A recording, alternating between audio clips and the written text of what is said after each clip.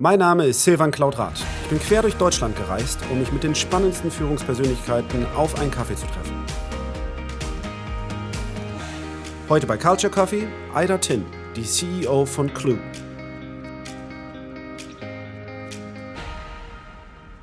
So let's speak about Germany and the world a little bit. So we are this little speck of dust on this spaceship Earth, and you had experience living and I believe working in Denmark, US, UK, and Germany, if I'm not mistaken. So did you find differences? Just what are the things that you found when experiencing? Well, I have worked in all these countries, but only in things that I built myself. Right. So, the work culture has kind of followed me closely. Good plan. So I think, the Nordics definitely have a more informal work culture than I've experienced Germany. The fact that we don't say Mr. such and such and Mrs. such and such, we use first names.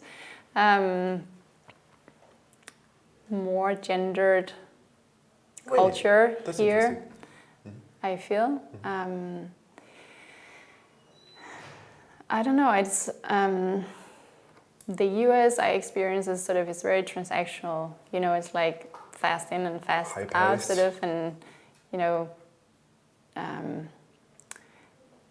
it's a more bragging culture. You have to be ready to be on stage, and there is this I think they really get trained in how to perform, bring themselves out there and give it 110%, and which is kind of cool and very different to my Nordic very underplayed,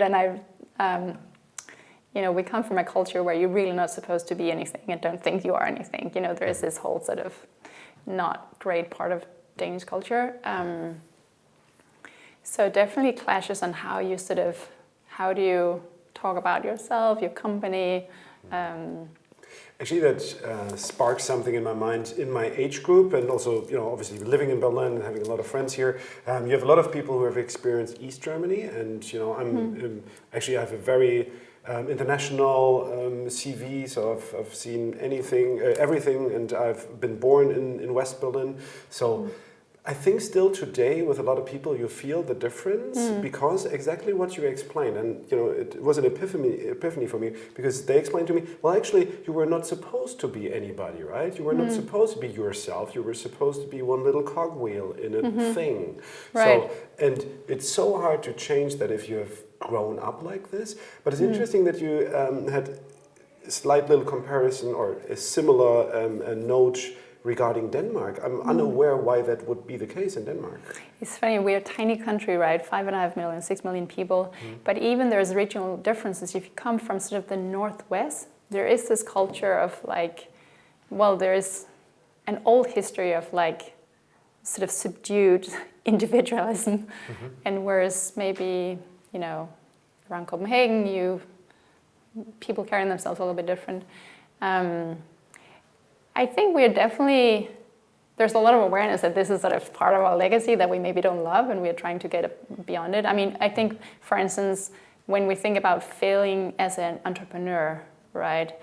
I think 15 years ago, it was hard to come back. If you had failed, you probably got a bank loan that meant that you lost your house, and it was a really bad thing. And now we're trying to say, well, you can come back, and there's no shame in failing. But it's been a journey as a culture to move that. We have the same thing in Germany, and it's a public topic, so maybe the two national cultures are not too far away from each other. That's quite interesting. Speaking about nationalities already, something that I feel very strongly about is we should have an open society. So us as a country, as as a people over here, we should welcome anybody. Anybody who accepts, for example, democratic values. I think similarly to a country needs fresh inputs. Constantly new people coming in. It's this huge organism, right? And a business is similar. An organism. I feel also a business constantly needs new inputs. Is there a comparison allowed between the two? I think there is, but we have a rigorous hiring process as well, right? You don't just walk in the door and you're part of the team. We make sure there is, a good match. And I think the challenge when you think about this on a national level is, well, we have both a set of values, but we also have a set of benefits, right? We have an extremely privileged society with free education, free health, more or less care. So it's attractive, and we have a world that doesn't have it. And if we take everybody, we don't have it either, and we're not willing to not have it. So there is a conflict, which is not actually about values, it's about wealth and wealth distribution. So I think this idea of having completely open borders, even if you imagine from a cultural perspective, you could absorb and you'd be willing to be changed by this new influx of ideas.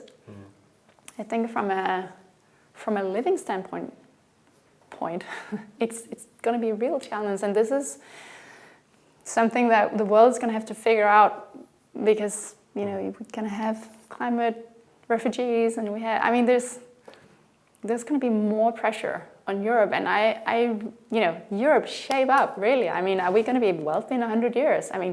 When we talk about the development of technology, we really need to find out the European way. That's not the Chinese, not the American way, but something that's strong and European. And I really think I'm going somewhere a little bit different from your question, but when I say this, I really think there is a lack of a visionary leader in Europe who can paint a picture of a futuristic, strong, healthy, wealthy Europe. There are some very strong voices that can tell a reactive story, which in my mind is an illusion. We just look at coronavirus. We are global. Clearly, we're global. But who are the ones telling that story for Europe? So that we can have an idea of how do we build wealth here, keep being wealthy. It's not a given that we're going to be rich. And it's not fun not to be rich. There's a reason why people want to come here. You've traveled the whole world, like I have. It's hard to be poor. So I really feel Europe is we're busy discussing Brexit and pension laws in France. We need to get our shit together. And who are the politicians telling that story? I really think it's lacking. I really like how you paint the picture, I don't like the picture, but I like what you're saying, that we should have representation of the other side. Also sidestepping a little bit, what I feel strongly about a great thing that happened over here, even though it was painful, was GDPR actually. Sure. So GDPR was such a fundamental historic moment. For the first time ever, we started to recognize that algorithms can start discriminating. And who do you work with? Who do you sue if discrimination happens by algorithms? So I think it's super, super important that happened.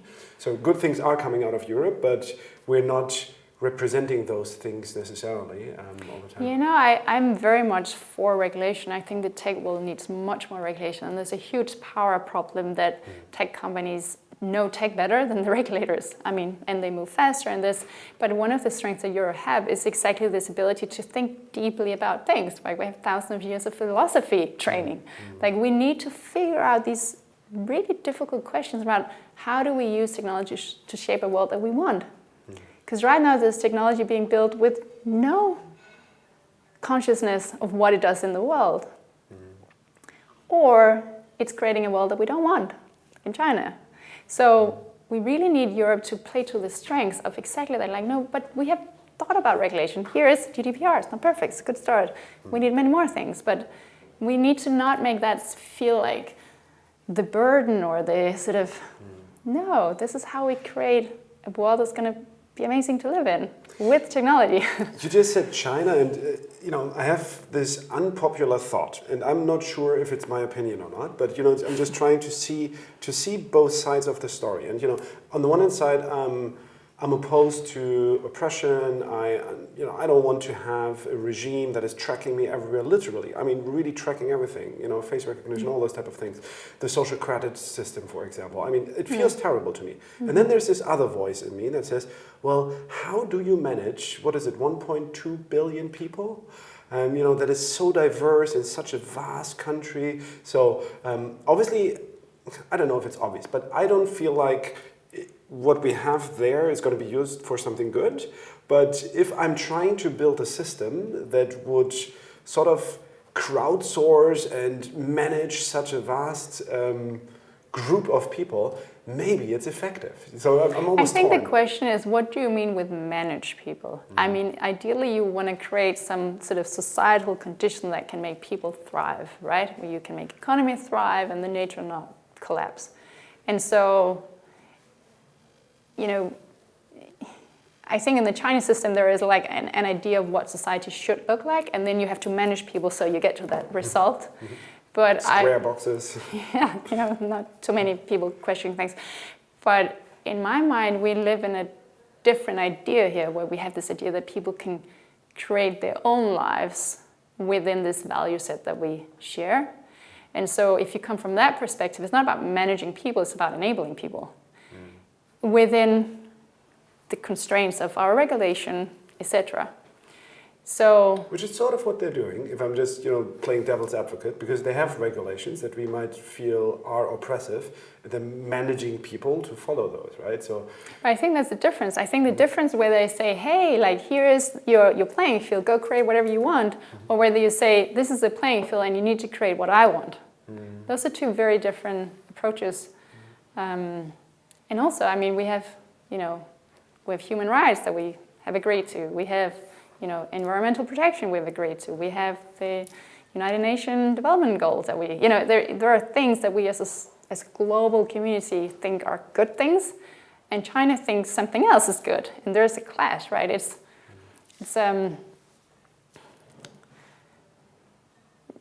I think that becomes before whether, the way of managing is the right set. If how they manage people with face recognition, if that's right or not. I think the fundamental problem is that they don't agree with the fundamentals of what we think a good world is. Such a confusing topic.